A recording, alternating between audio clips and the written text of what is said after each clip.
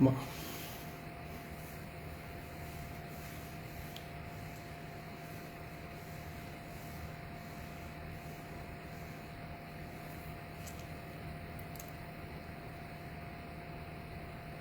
Tá ótimo. Uma ótima noite para você também, Paula.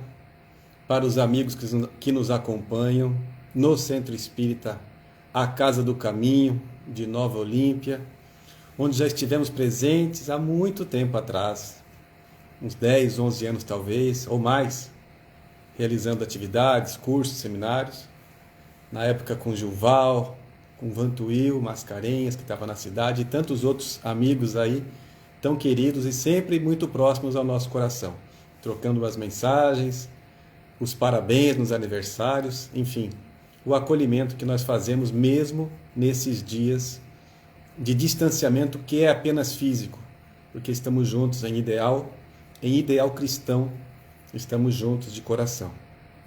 Uma alegria, portanto, a oportunidade de voltar a conversar com os amigos aí de Nova Olímpia. E também com todos os outros que porventura venham a acessar o Facebook da Casa a Caminho da Luz.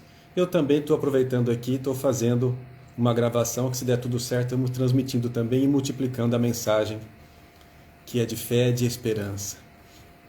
Antes de iniciarmos, Paula, amigos, trazemos aqui nossa reflexão e nossa energia de respeito, de carinho a todos aqueles que têm seus familiares partindo nesse momento.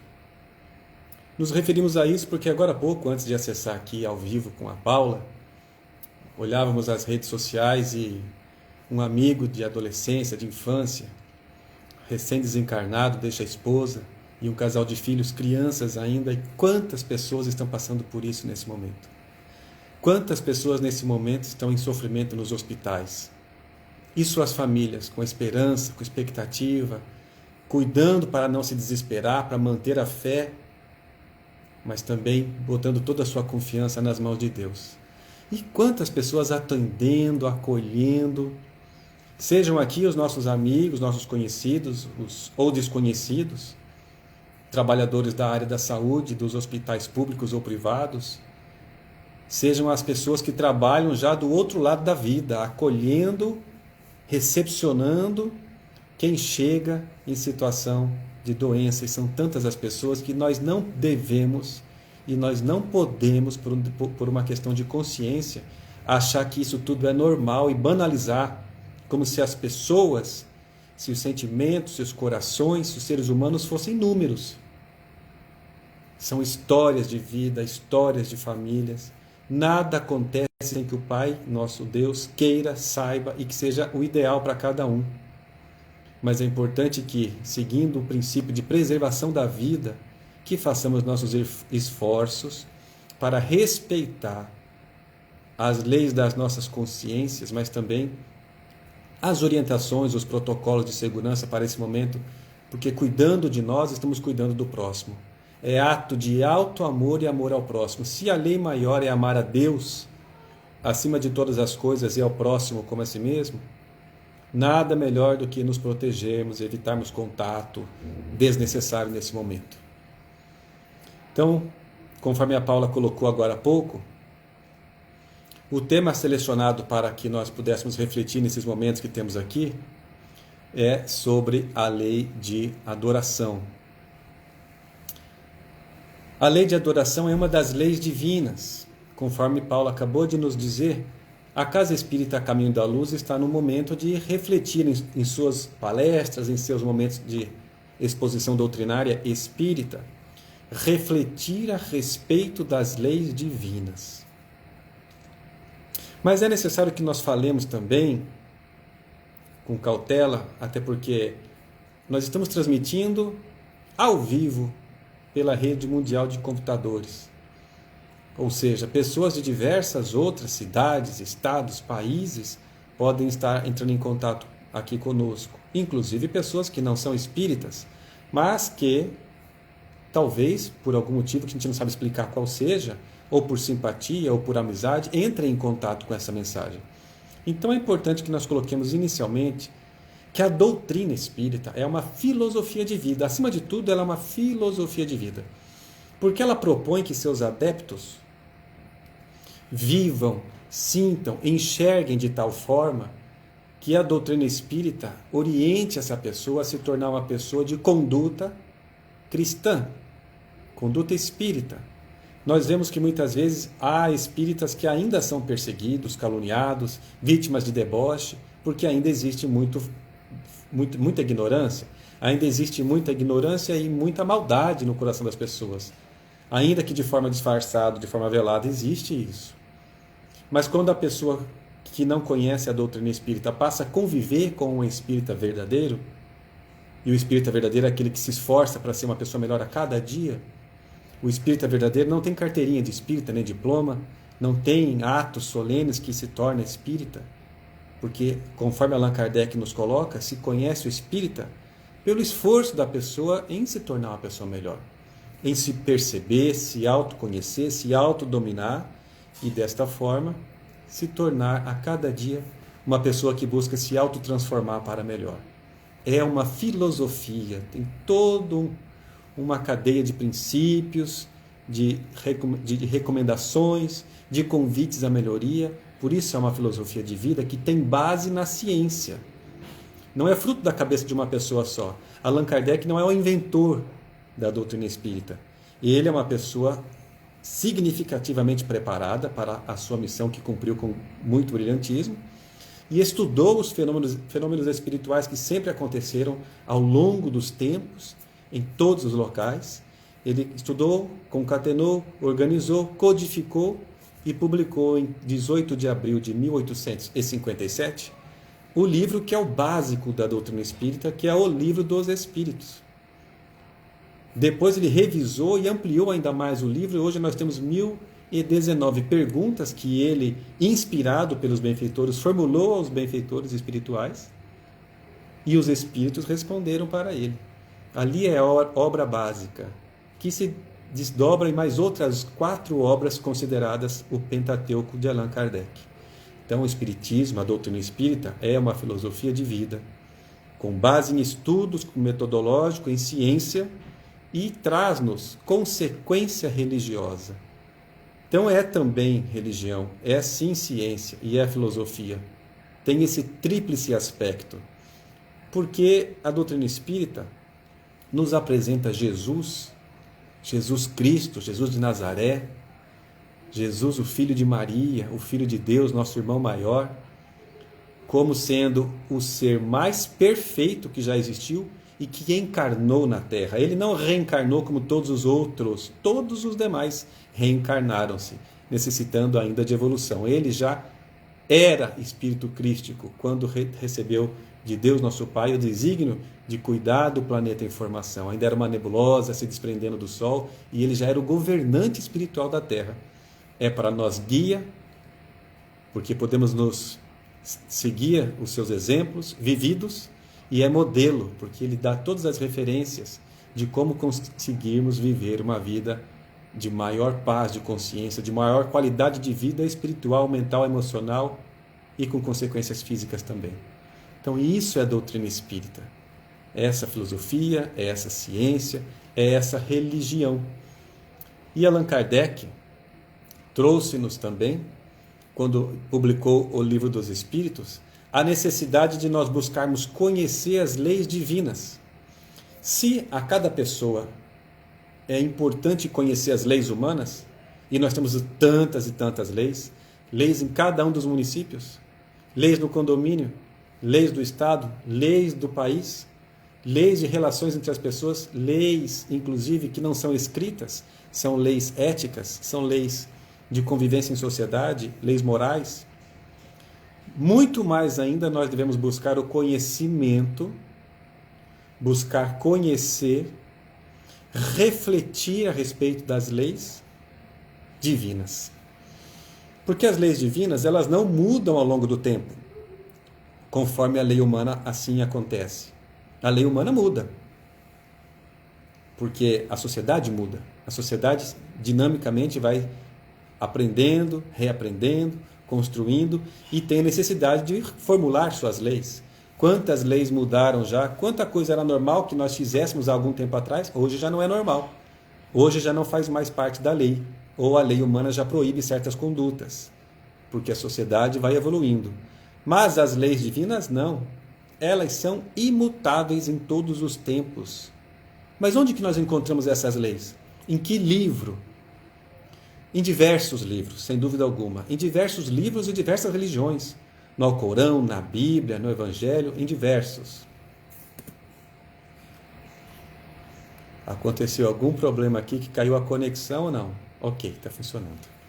Enfim, nós encontramos as leis divinas em diversos livros sagrados, reconhecidos como livros sagrados.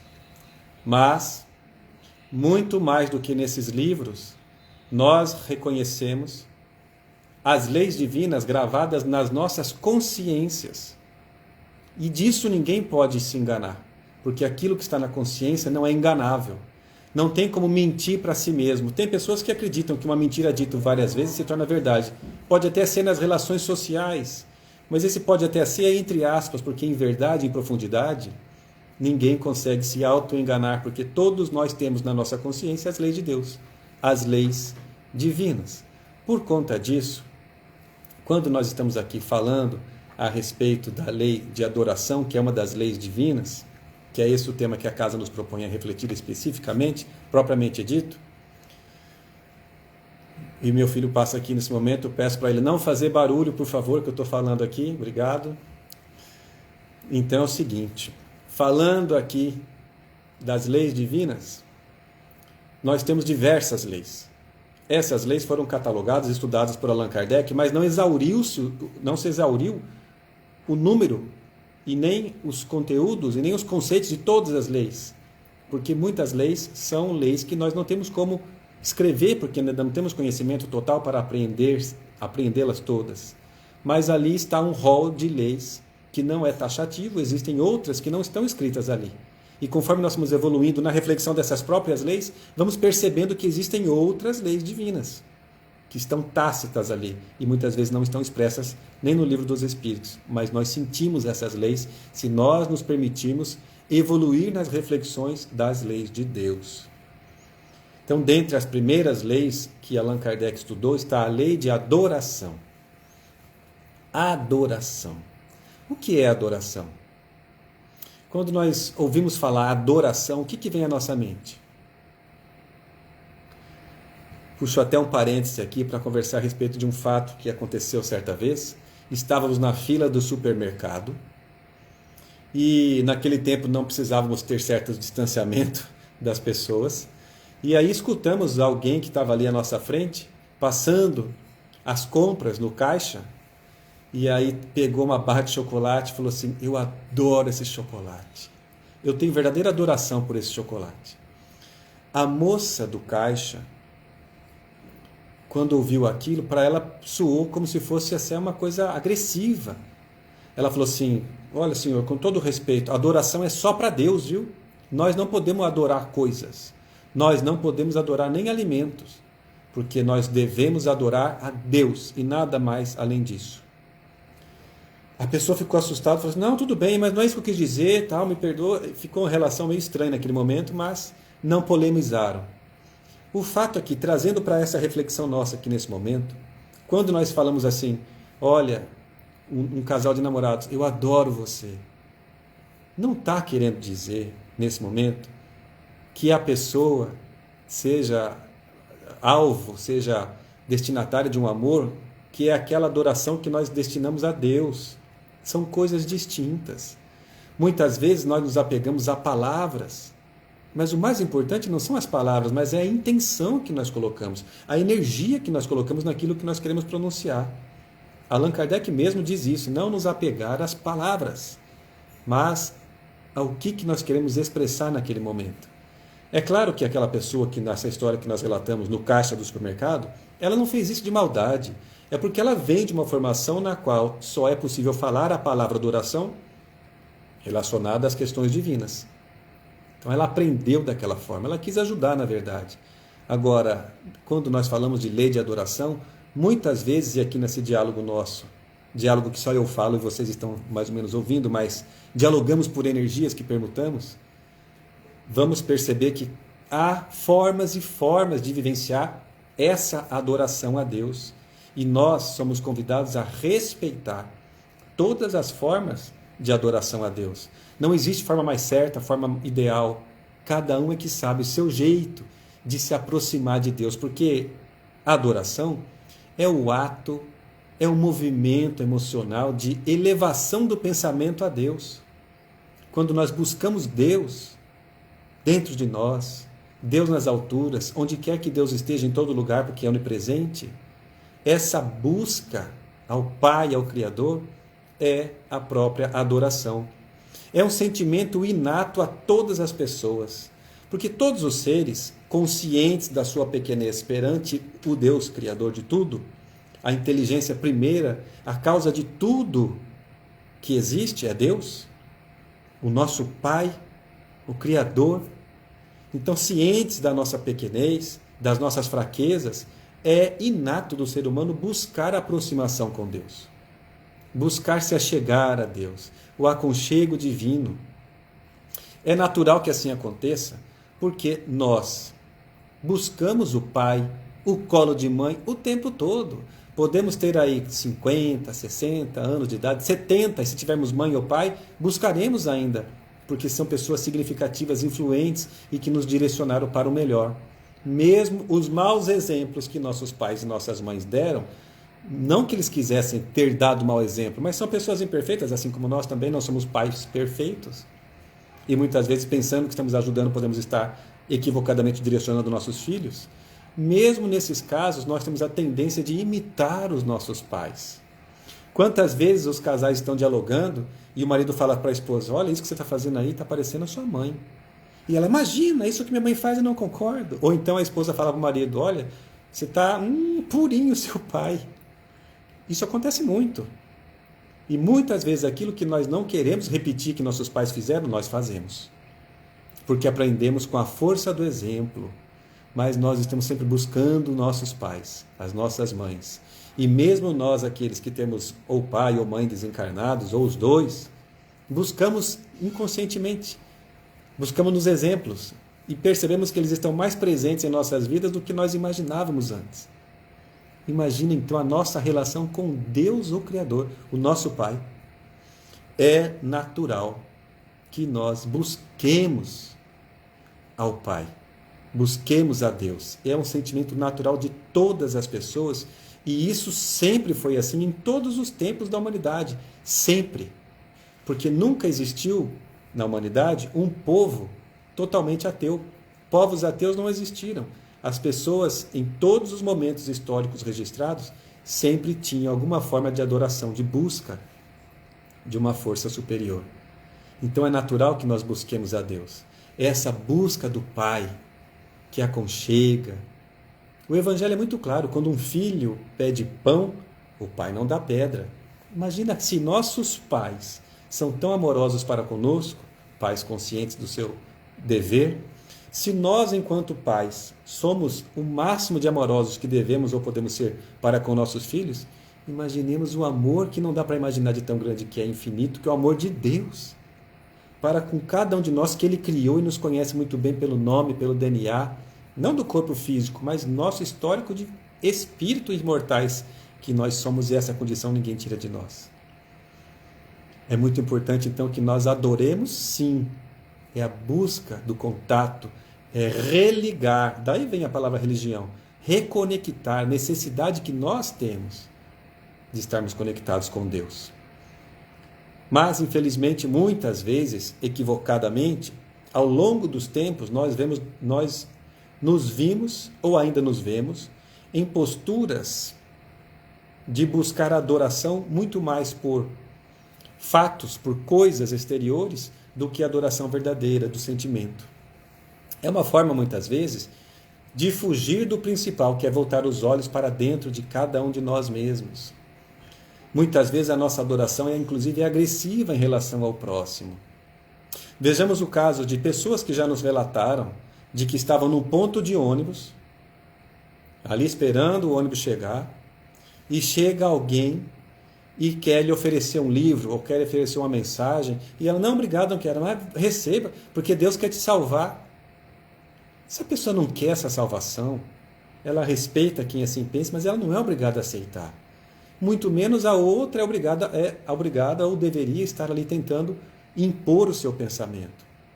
E eu estava contando do ponto de ônibus, porque uma pessoa contou para nós, olha, eu estava no ponto de ônibus, e isso acontece sempre comigo, ela falava, e aí vem uma pessoa e abre um livro que considera sagrado e começa a ler e falar alto, até com caixa de som, do nosso lado. Depois de um dia inteiro de trabalho, a gente quer pegar um ônibus tranquilo, chegar em casa para descansar, e a pessoa põe um volume alto e começa a falar e falar, impondo o pensamento. Não raro, quem assim age, de pegar o microfone ou de pegar com voz alta e ficar falando alto, inclusive, na orelha dos outros, não faz isso com má intenção. A intenção dessa pessoa é ajudar, é propor um caminho de salvação. É assim que essa pessoa pensa. Não é por maldade, muitas vezes, geralmente. No entanto, o outro lado que está ali recebendo a mensagem nem sempre quer receber daquela forma. Até porque cada um tem seu livre-arbítrio de buscar desta ou de outra forma. Então, muitas vezes, são atos exteriores que podem estar sendo desrespeitosos para com o próximo. Então, o convite é de respeito sempre. Então, quando nós estivermos passando por situações semelhantes a essa, respeitemos quem está ali pregando, ainda que seja daquela forma desagradável, respeitemos. Mas também é importante que, se formos nós os que estivermos ali tentando pregar e impor o nosso ponto de vista ao outro, respeitemos o próximo, porque a vida nos convida sempre a desenvolver virtudes e não a impor nosso ponto de vista em relação ao outro com atos exteriores. Respeitamos quem seja favorável da prática do auto-martírio. Respeitamos quem assim pense, que para agradar a Deus precisam andar de joelhos quilômetros, ou pagar promessas, porque a pessoa se sente bem, se sente próxima a Deus dessa forma, é a forma dela adorar. Nós respeitamos quem assim pense, mas trazendo a reflexão para o nosso meio espírita, para nós, são atos exteriores que não são necessários. Por isso nós não temos essas práticas na doutrina espírita, no meio do espiritismo. Situação na qual a pessoa pega um chicote, uma cinta e começa a se chicotear para se limpar dos seus erros, na realidade, segundo o ponto de vista espírita, que respeita todos que façam assim, mas é importante que nós falemos sobre isso. No ponto de vista espírita, se trata de ato exterior de adoração que não agrada a Deus. Deus não quer que o teu filho fique machucado, sangrando. Isso vai tirar um pecado de algum lugar? O pecado como um ato equivocado que praticamos por pensamento, por fala ou por ação, não muda, não diminui o nosso erro. Ao contrário, nós estamos aumentando as nossas dívidas perante as leis de Deus na nossa consciência, se martirizamos o corpo, que é a casa onde nós moramos, que Deus nos convida a viver nesse corpo, para que possamos evoluir. Então é importante que nós vejamos que atos exteriores não são a forma verdadeira de adorar a Deus. A verdadeira adoração está no coração e no respeito. A adoração e no respeito. E não em atos que não mudam nada a relação de Deus para conosco. Em todas as nossas ações, Deus nos observa qual é a nossa intenção. Por que estamos fazendo isso ou aquilo? Deus chama para si todos aqueles que seguem suas leis. Deus se aproxima das pessoas porque Ele está à disposição. Na verdade, nós buscamos a Deus. Vemos muitas vezes no trânsito o carro escrito Deus é fiel. A pessoa coloca ali porque é um ato de adoração da pessoa fazer daquela forma. Respeitamos. Mas refletindo do nosso ponto de vista de uma fé raciocinada, é importante que nós sejamos fiéis a Deus. Porque Ele já é Deus, já é nosso Pai. E nós estamos no caminho constante de evolução. Aprendendo, convivendo, nos relacionando, errando, aprendendo com erro, reerguendo-nos novamente na busca da nossa felicidade. Sem Deus não é possível ser feliz nesse mundo. Sem Deus, o que seríamos de nós nesse momento de pandemia? Com tantas pessoas desencarnando, tantas pessoas doentes, tantas pessoas com sequelas, quantas famílias despedaçadas. Sem a fé raciocinada, aquela que pode encarar os fatos frente a frente, racionalmente, amorosamente, em todos os momentos da nossa história, da humanidade. Sem essa fé, nós temos a tendência de cairmos nas tentações do equívoco. De nada adianta falarmos e cantarmos línguas estranhas ou gritando se nós não estivermos fazendo esforços de viver as leis de Deus no nosso coração. Então pedimos licença aqui para ler uma resposta que os Espíritos deram a Allan Kardec quando ele pergunta na questão 654 do Livro dos Espíritos. Porque no Livro dos Espíritos, da questão 649 e seguintes, nós vamos encontrar lá Allan Kardec estudando profundamente as leis de Deus, especificamente a lei de adoração. E os Espíritos dizem o seguinte, vamos ler o que eles dizem e refletir juntos depois. Todos os homens são irmãos e filhos de Deus. Ele, Deus, atrai a si todos os que lhe obedecem às leis, qualquer que seja a forma sob as quais as exprimam. É hipócrita aquele cuja piedade se cifra nos atos exteriores. Mau exemplo dá todo aquele cuja adoração é afetada e contradiz o seu procedimento. Declaro-vos que somente pelos lábios e não na alma tem religião aquele que professa adorar o Cristo, mas que é orgulhoso, invejoso, ocioso, duro, implacável para com outrem, ou ambicioso dos bens deste mundo. Então vejamos, o que eles estão nos dizendo aqui? Todos os homens são irmãos e filhos de Deus. A gente percebe, às vezes, um costume dentre nós espíritas de tratarmos-nos como irmãos somente nós que somos adeptos à doutrina espírita. Um erro nosso. Assim também alguns irmãos nossos que são de outras frentes religiosas e tratam como irmãos somente aqueles que são da mesma igreja, da mesma religião. Eles podem fazer isso? Podem, são livres. Nós podemos fazer assim também? Podemos, mas não devemos. Porque aqueles de nós que estamos buscando nos identificar, nos religar com Deus, temos a consciência lúcida de que Deus é Pai de todos nós e todos somos irmãos. Todos somos irmãos. Pensadores de direita ou de esquerda, pensadores de ideias que nós abominamos, pensadores de ideias que nós concordamos, pessoas que praticam o bem ou pessoas que praticam o mal, todos nós somos irmãos, queiramos ou não. Isso não tem como tirar. Somos irmãos. A pessoa que se esforça para trabalhar, para fazer o bem o máximo que ela pode, é nosso irmão. Mas o corrupto, o homicida, o estuprador, é nosso irmão também. Todos são dignos de receberem as nossas orações, pedidos para que Deus abençoe a todos e coloque todos no caminho do bem. A oração é importante demais para todos. Concordemos ou não concordemos, somos todos filhos de Deus. E Deus atrai a si todos os que lhe seguem as leis.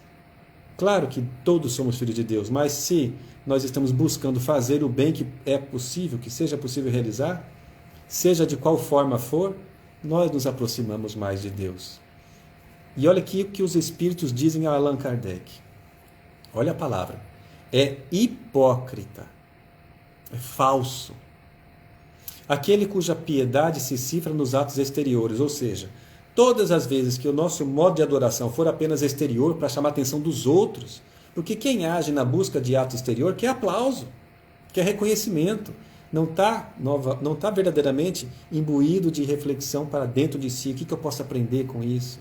O que Deus quer me ensinar com essa pandemia, com essa dificuldade financeira, com essa dificuldade de saúde, ou com essa riqueza que chegou inesperadamente na minha vida?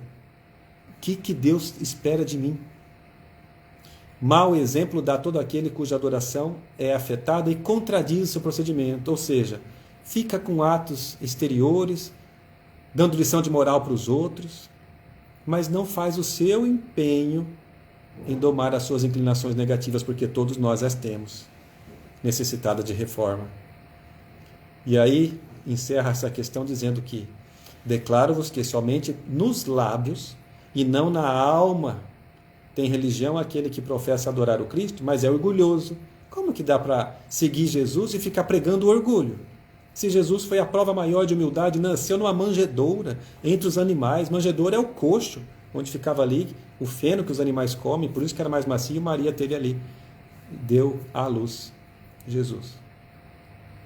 Como é que nós podemos ser seguidores de Jesus e estarmos pregando a violência, a inveja, a preguiça, quando somos implacáveis e intolerantes para com o próximo, nesses dias em que há tanta polarização de pensamentos, de ideais sociais ou políticos?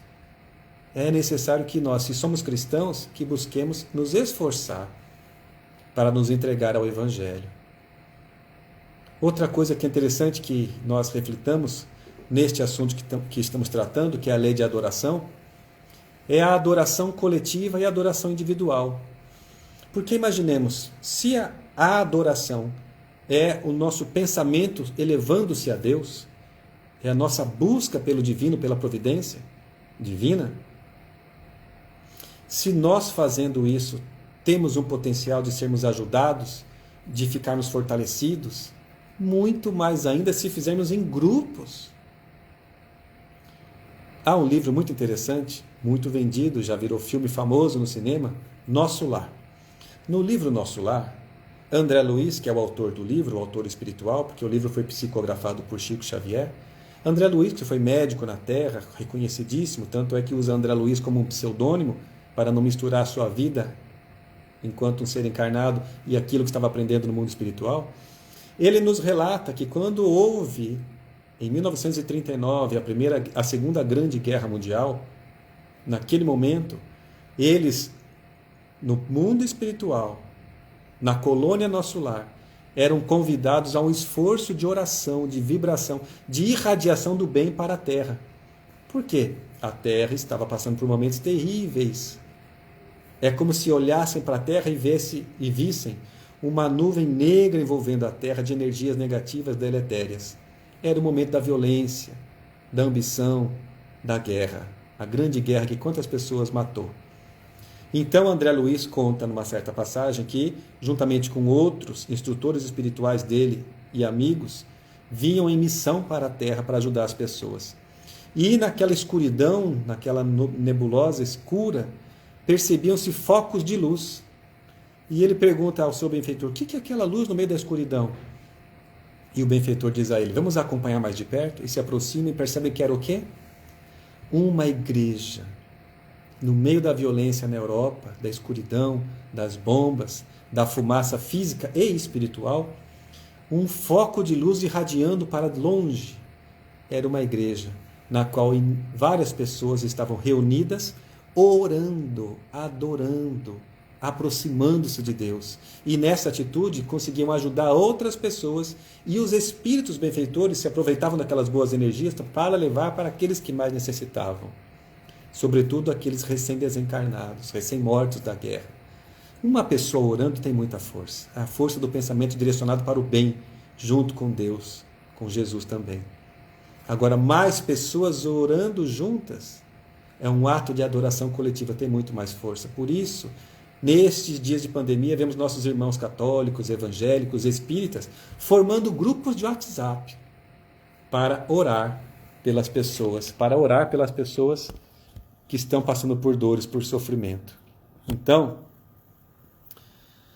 é muito interessante que nós pensemos nisso e percebamos que orando em conjunto nossa força é maior. Porém, isso não tira de forma alguma a nossa capacidade de adoração individual de cada um de nós, pedindo com inteligência emocional, louvando e agradecendo, mas agindo no bem.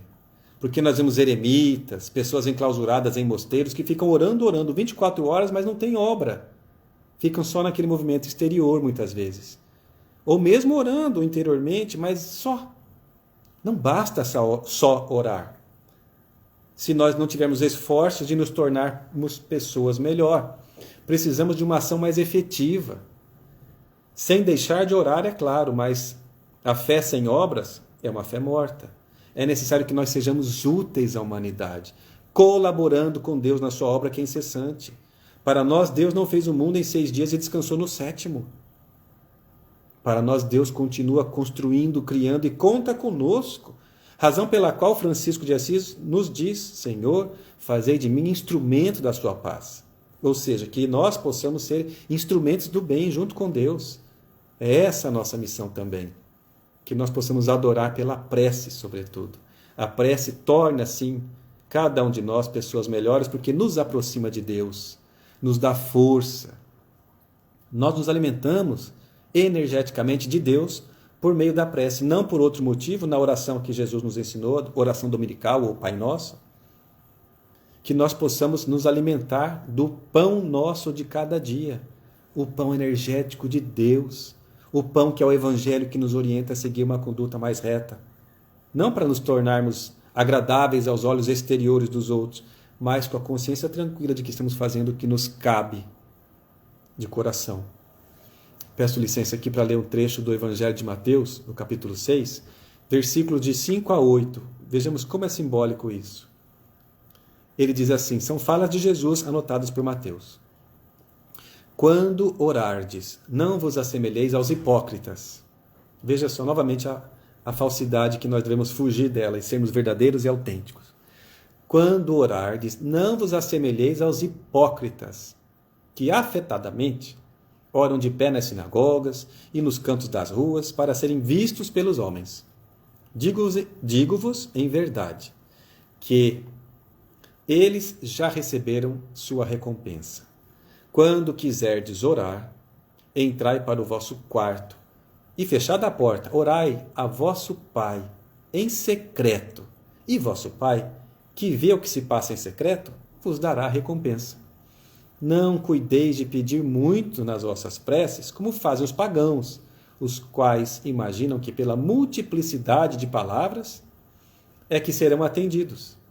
Não vos torneis semelhantes a eles, porque vosso Pai sabe o que é que tendes necessidade antes que lhe peçais. Então vejamos, refletindo sobre esse trecho do Evangelho de Mateus.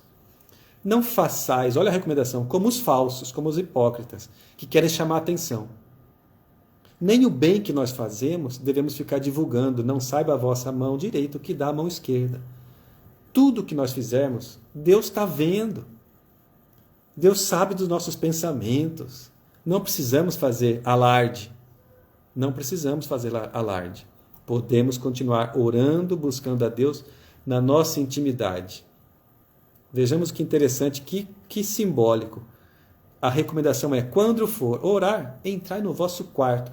Não necessariamente é no quarto físico de onde nós vivemos, do nosso lar físico. No nosso quarto da intimidade.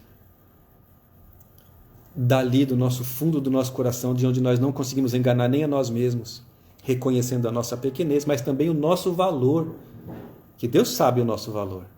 Muitas vezes nós não sabemos, estamos nos auto-sabotando, nos anulando, complicando a nossa vida sem necessidade.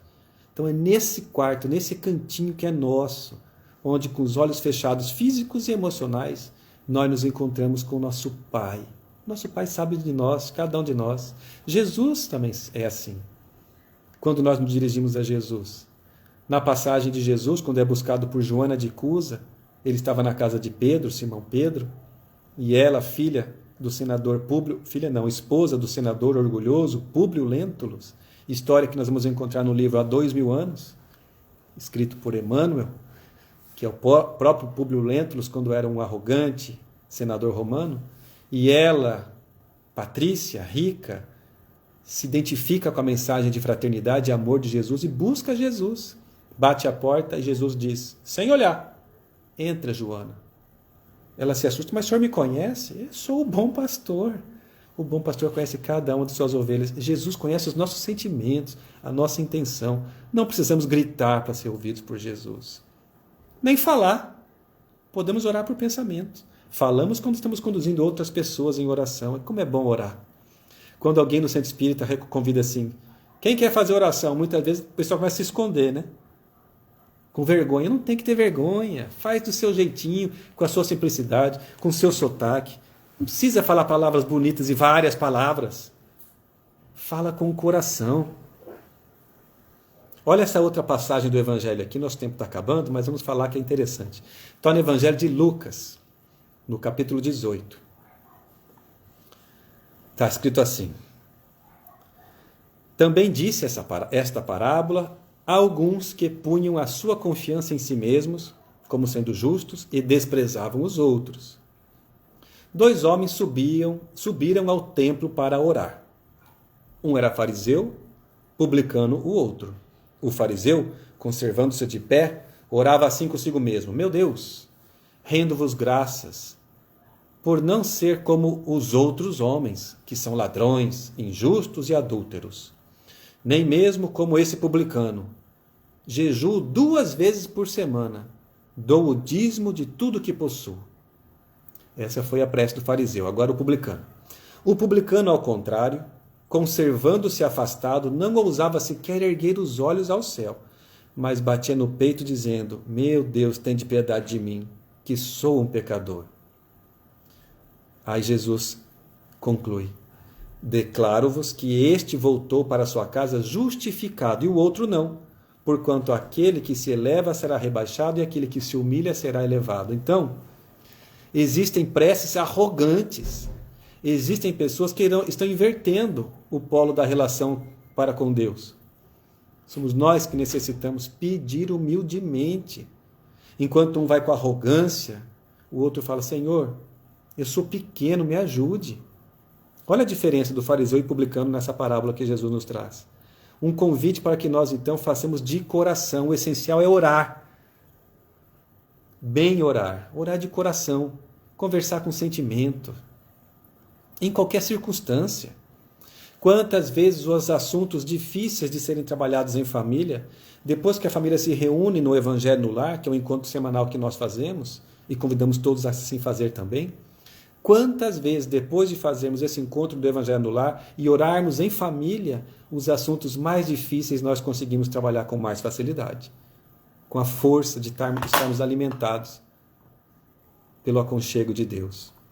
Então, o importante não é ficarmos ali reproduzindo preces ou rezas. Respeitamos quem assim faça de coração.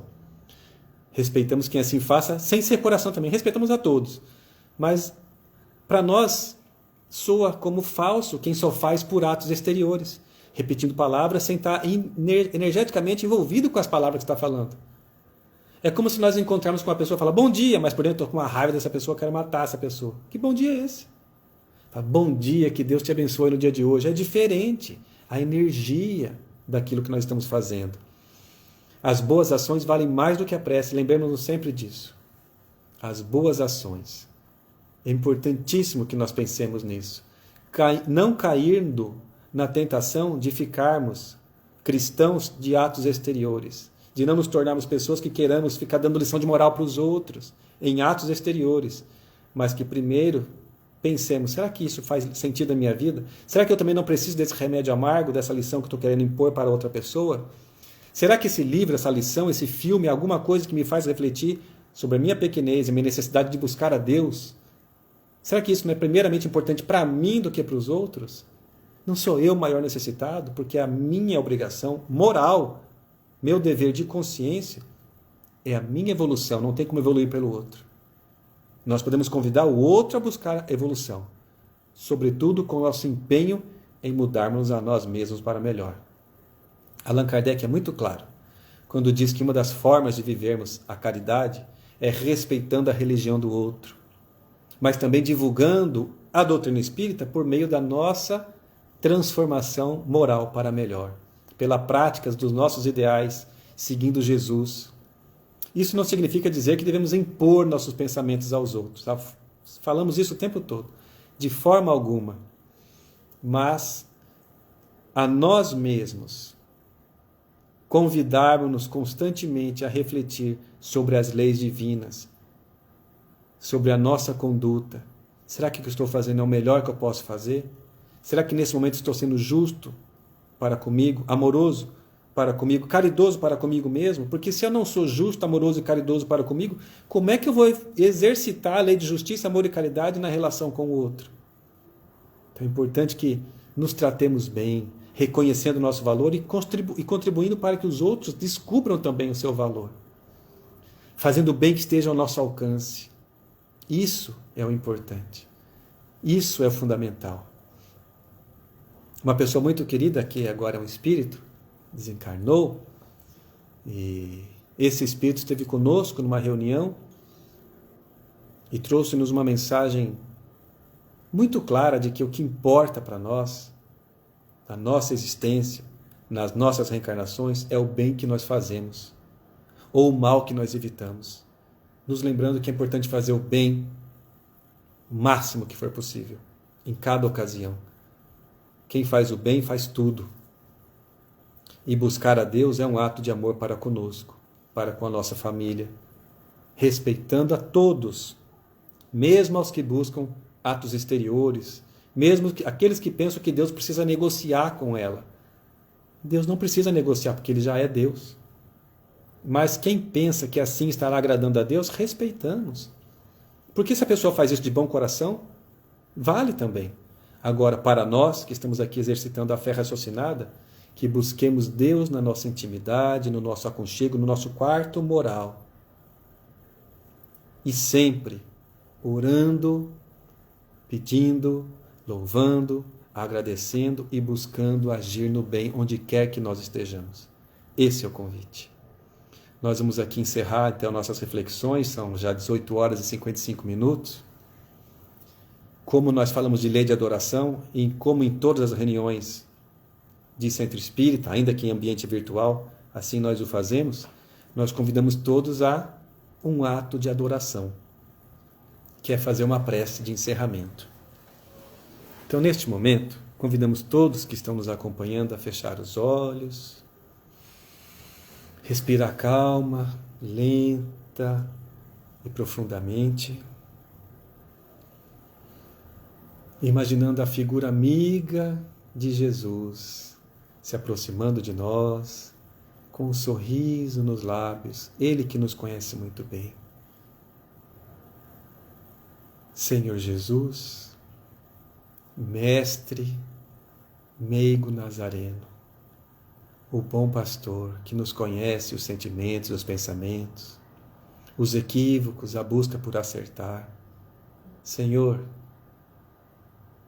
nós agradecemos por esse momento de reflexão a respeito do seu Evangelho, das leis de Deus, porque isso também nos alimenta, Senhor. Nós agradecemos, Senhor, pela atividade que o Centro Espírita Caminho da Luz continua desenvolvendo, mesmo nesses momentos de pandemia. Agradecemos, Senhor, por cada uma das pessoas que, por um motivo ou outro, venham a entrar em contato com a sua mensagem, libertadora das consciências. Agradecemos, Senhor, pela família, pelos amigos, pelo apoio que sentimos em cada momento de oração. E pedimos, Jesus, fortaleça as famílias que neste momento sofrem com a partida de seus entes queridos. É natural que choremos, que soframos à distância, a saudade. Então, por isso, Senhor, pedimos que a nossa prece possa servir de alguma forma para acalentar esses corações. Pedimos, Senhor, que abençoe e fortaleça os benfeitores espirituais que trabalham nos hospitais, mas também os nossos irmãos aqui encarnados, enfermeiros, médicos, auxiliares, a fim de que possam perseverar e ter força física e espiritual para continuar trabalhando. Pedimos, Senhor, que abençoe todas as nossas famílias.